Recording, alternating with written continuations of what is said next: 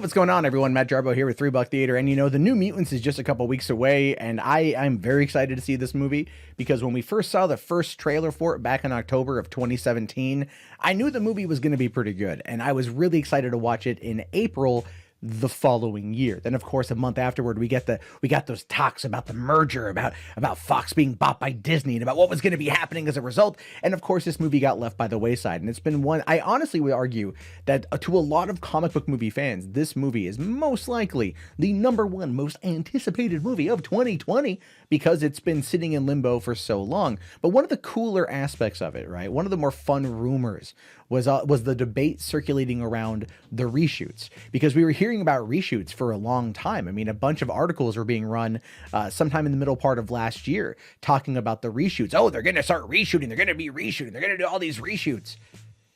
Nothing ever happened. And I called it too. I said flat out, I'm all like, is there any proof of reshoots actually haven't taken place?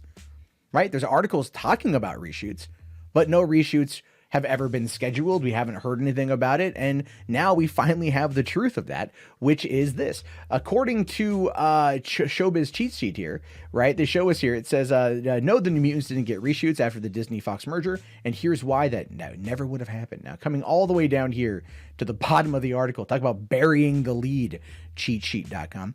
It says here, the film's director responds to the long-running rumors. New Mutants also stars Maisie Williams, Anna Taylor-Joy, Charlie Heaton, Blue Hunt, and in a recent interview with Entertainment Weekly, Boone and Williams spoke candidly about the reshoot claims and why they could have never happened.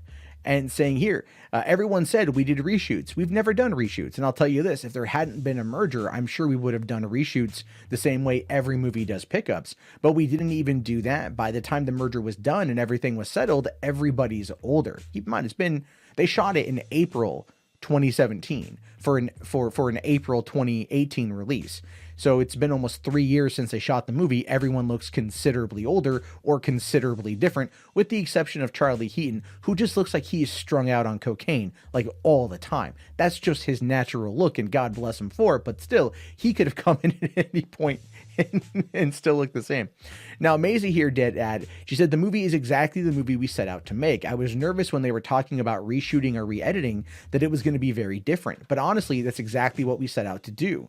It was sometimes an aggravating situation with only the information she heard about the film coming from news headlines, saying I would be in the press for something else, and then reporters would ask me about New Mutants, and the last thing I heard was nothing until we know something, and the movie comes out here literally in about 4 weeks. And that's really about it for the reshoots, but it's cool nonetheless to kind of think about. So, okay, let's look at it from the best perspective, right? The best perspective actually is the fact that this is the movie that they set out to make. This is the Demon Bear story they set out to film 3 years ago. This is right around the time of Logan's success. I guarantee you that this movie was probably aiming for an R rating. That's what the rumor was at the time. I've never seen anything to really disprove it. I know Boone has said that it was always aimed for PG-13, but let's be realistic here. When you're doing something involving this kind of character and this kind of horror, having it be rated R, especially with the success of Deadpool and Logan and how Fox was going down that path anyway, I don't believe that it was going to be PG-13 until Kevin Feige entered into the conversation. And again, that is the other interesting aspect of this whole breakdown. Kevin Feige allowed this movie to get released. That was one of the bigger fears that many people out there like myself had. Was the New Mutants going to be relegated to just to Hulu or Disney Plus? Was it going to come out in theaters at all? Were they just going to cut their losses and dump it on home video as a way to try to get some hype for the new Disney Plus service? Or were they going to do any of these things or just shelve the movie entirely? Because why not, right? Why not? The movie 2 years ago was supposed to come out, didn't come out. Why not just dump it and be done with it and move on and let it just kind of be the casualty that came out of the Fox Disney merger?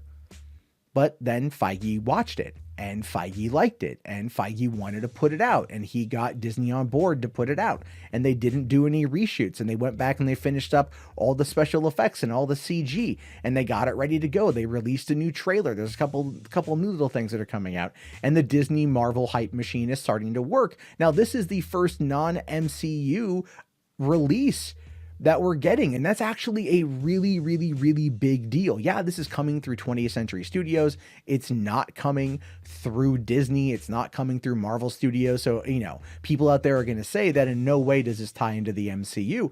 But I would argue that why release it unless it does have a tie-in to the MCU? Now, I could be wrong. I haven't heard anything to suggest that there would be any kind of connection. I haven't heard anything about that at all.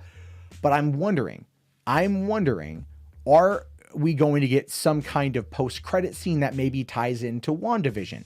Because they are shooting that right now, or they just wrapped up filming that. This one's going to be done. And you wouldn't want to release a movie like this. You wouldn't go through all the trouble of releasing a movie like this unless it was tied to your overall story arc in some fashion. They've had a couple years to tweak the editing to make sure that they could find a way to tie it in, or just to shoot something at the very end, kind of like how they did with 10 Cloverfield Lane by just reshooting the ending of the movie and adding it in. But in this case, there were no reshoots. So whatever may happen is going to be something in the post credits. And as press start to see the movie here in the next couple of weeks, we'll start getting a bit more information about that. We'll start getting a lot more information about what to expect from the movie, whether it's good or whether it's bad.